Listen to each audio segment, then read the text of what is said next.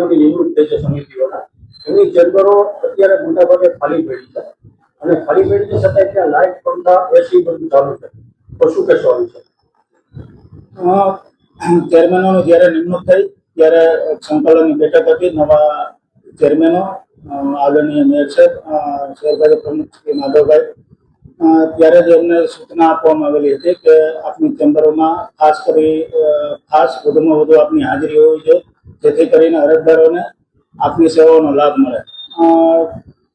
એ મુદ્દે આપના માધ્યમથી મારા ધ્યાન પર આવ્યું છે, તો ફરીથી બધા ચેરમેનોને સૂચના આપશું કે સમયસર પોતાનો નિયમિત સમય પોતાની ચેમ્બરમાં ફાળવે. ખાસ કરીને જે લાઇટ પંખા એસી ચાલુ હોય છે આના વિશે શું કહેશો? તમારી ચેમ્બરમાં કેવો રિવાજ છે?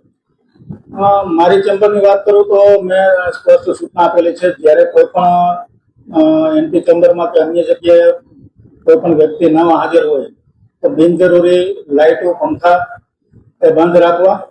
આપના માધ્યમથી એ પણ મારા ધ્યાનમાં આવ્યું છે, તો એ પણ હું એમનું ધ્યાન કરીશ કે ચેમ્બરમાં જ્યારે કોઈ પણ હોય ત્યારે વીજળી ઉપકરણો બંધ રાખે.